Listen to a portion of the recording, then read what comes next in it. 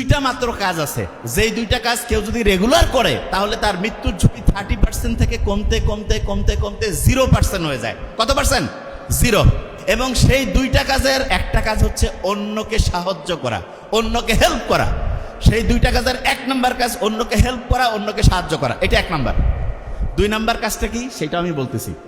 তার আগে একটা জিনিস বলি, এই যে এই বিল্ডিং এর নিচেই যদি আমি যাই, যাওয়ার পরে আশেপাশে মাটি, তারপরে বালু, পাথর, এগুলা পাবো না? পাবো। কিন্তু কাউকে যদি বলি যে ভাই ঠিক আছে বিল্ডিং এর নিচে নামলেই তুমি হচ্ছে যে ডায়মন্ড পাবা, গোল্ড পাবা, কেউ কি বিশ্বাস করবে? বিশ্বাস করবে না। কেন? সবচেয়ে দামি জিনিস কি বাইরেই থাকে নাকি ভিতরে থাকে? তাহলে যেটা যত দামি সেটা তত লুকায়িত থাকে নাকি বাইরে উন্মুক্ত থাকে? লুকায়িত। তাহলে যে ছোট্ট বাচ্চারা, তোমরা তখন মেয়ে, একদম ছোট্ট মেয়ে, যারা এই যে নারী, মেয়েদের আল্লাহ অনেক মর্যাদা দিয়েছে না? তাহলে মেয়েদের যে সৌন্দর্য, এটা দামি জিনিস না কম দামি? তাহলে দামি জিনিস কি বাইরে উন্মুক্ত থাকবে নাকি প্যাকেট করা থাকবে? প্যাকেট করা। Very nice. কি থাকবে? প্যাকেট করা। তাহলে ছোট্ট বাচ্চা যে যত সুন্দর, প্রত্যেকে অসাধারণ, তার কি তত বেশি পরিমাণ ঢেকে রাখা উচিত নাকি উন্মুক্ত করা উচিত? তাহলে যে যত বেশি পর্দা করে সে তত সুন্দর না অসুন্দর? সে তত দামি নাকি কম দামি? দামি। তাহলে যে পর্দা করে সে কি নিজের দাম বাড়াচ্ছে না কমাচ্ছে? কেননা যে জিনিস যত দামি সেই জিনিস তত কি প্রোটেকশনে থাকে, তত আবরণে থাকে, ঠিক না? ঠিক কিনা? আচ্ছা, প্রত্যেকের বাড়িতে সিন্দুক আছে না?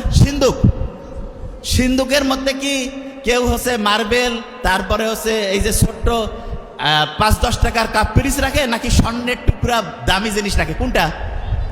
স্বর্ণের টুকরা দামি জিনিস রাখে। তাহলে যারা ছোট্ট মেয়ে, ছোট্ট মামনি যারা আছে, এরা আমাদের সারা জীবনের সবচেয়ে দামি জিনিস না? সবচেয়ে দামি জিনিস। তাহলে এদেরকে কি আমাদের প্রোটেকশন দিয়ে রাখা উচিত না? এদেরকে আমাদের কাভারিং করা উচিত না? এই কাভারিংটা হচ্ছে পর্দা। এই কাভারিংটা কি? তাহলে আল্লাহ যে পর্দার ব্যবস্থা করছে, এটা মেয়েদের করছে না? বেশি। ছেলেদেরও পর্দা আছে, কিন্তু মেয়েদের পর্দাটা তুলনামূলক বেশি জরুরি, ছেলেদেরও আছে। তাহলে এই পর্দাটা যে আল্লাহ মেয়েদের দিয়েছে, এতে কি মেয়েদের দাম বাড়িয়েছে না কমিয়েছে? তাহলে পর্দা করলে মেয়েদের মর্যাদা বাড়ে না কমে? যত বেশি পর্দা তত বেশি মর্যাদা। বলি, যত বেশি পর্দা তত বেশি মর্যাদা, তত বেশি কি মর্যাদা। আচ্ছা, এবার শোনো একটা ইন্টারেস্টিং জিনিস। যে জায়গা থেকে বের হয়েছিলাম, বিসমিল্লাহ বলে কোন কাজটা করা যায়? যে জায়গায় ছিলাম, যার নামের পাহারাদার 19, বিসমিল্লাহ বলে কোন জিনিসটা করা যায় সেটা আগে শোনো। একটা জিনিস যেটা মানুষ জানলে তোমার মর্যাদা বাড়বে, কোনো কারণে তোমার কোনো অসম্মান হবে না, সেই কাজটা তুমি বিসমিল্লাহ বলে করতে পারবা। সেই কাজটা কি বলে করবা? বিসমিল্লাহ। আচ্ছা, একজনের পকেট থেকে তুমি না বলে 100 টাকা বের করে নিলা, এটা যদি সবাই জানে, ভালো না খারাপ? এটাকে বিসমিল্লাহ বলে কওয়া যাবে? তাইলে তুমি কি ওই কাজটা করবা? আচ্ছা, একজন হচ্ছে যে চুপ করে বাড়ি থেকে একটা জিনিস নিয়ে চলে আসলা, এইটা কি জানলে ভালো হবে না খারাপ হবে? তাহলে এটা কি বিসমিল্লাহ বলে করা যাবে? আচ্ছা, তুমি রাস্তা দিয়ে যাচ্ছ, একজন অন্ধ, সে দেখতেছে না, তাকে তুমি হচ্ছে একটু হাতটা ধরে রাস্তাটা পার করাই দিলা, এইটা জানলে তোমার বাড়িতে মানুষ খুশি হবে না কষ্ট পাবে? কি হবে? এটা কি বলে করবা? বিসমিল্লাহ। কি বলে করবা? তোমার মা মনে করো একটু কাজ করতেছে প্রচুর, তুমি যে তাকে একটু কাজে হেল্প করলা, এতে কি তোমার আব্বা আসার পরে তোমার আম্মা যখন বললো যে আমার ছেলে বা মেয়ে আমাকে কাজে হেল্প করছে, এতে কি খুশি হবে নাকি রাগ করবে? তাহলে এটা কি বলে করবা?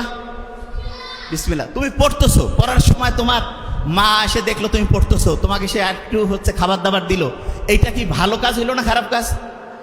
তাহলে এটা কি বলে করবা? তাইলে যেই কাজটা শুনলে পরে মর্যাদা বাড়ে, যেই কাজটার কারণে নিজের সম্মান উপরে উঠে, সেই কাজটা কি দিয়ে শুরু করব? সেটা কি দিয়ে করব? বিসমিল্লাহ। আচ্ছা, বিসমিল্লাহ দিয়ে যদি করি, দেখো কত লাভ। আল্লাহ কি বলছেন শোনো। আচ্ছা, তোমরা নামাজ যে পড়ো, নামাজ প্রত্যেক রাকাতে সূরা ফাতিহা পড়ো না? সূরা ফাতিহা। আচ্ছা বলো তো আমাকে, সূরা ফাতিহার কয়টা আয়াত আছে?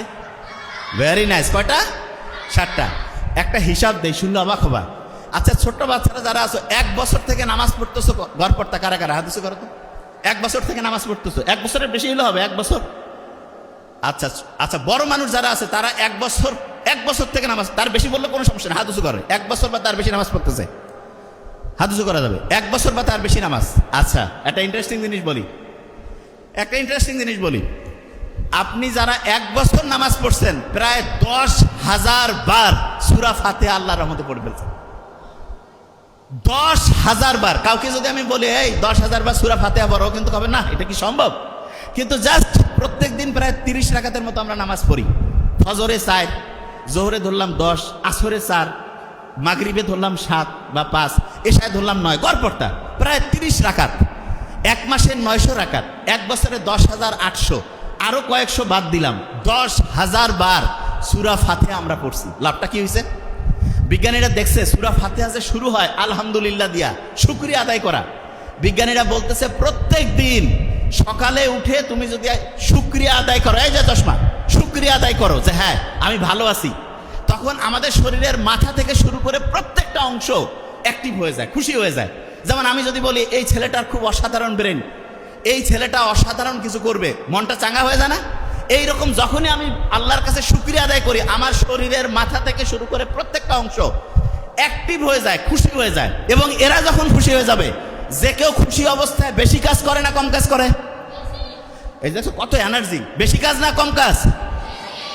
তাইলে আমাদের মাথা থেকে পা পর্যন্ত সবগুলো জিনিসকে যদি আমি খুশি করতে চাই, আমাকে আলহামদুলিল্লাহ বলতে হবে। কি বলতে হবে? তা আলহামদুলিল্লাহ তো এমনিতে বলতে মন চায় না, এই জন্য আল্লাহ নামাজের মধ্যে প্যাকেট করে দিয়ে দিছে। প্রত্যেক নামাজে আমরা সূরা ফাতিহা পড়ি, আলহামদুলিল্লাহি রাব্বিল আলামিন দিয়ে শুরু করি। আল্লাহর কাছে হচ্ছে শুকরিয়া আদায় করলাম, আমাদের শরীরের যত অঙ্গ প্রত্যঙ্গ আছে এরা খুশি হয়ে গেল যে আমরা ভালো কাজ করতেছি, তখন কাজের গতি আরো বেড়ে গেল।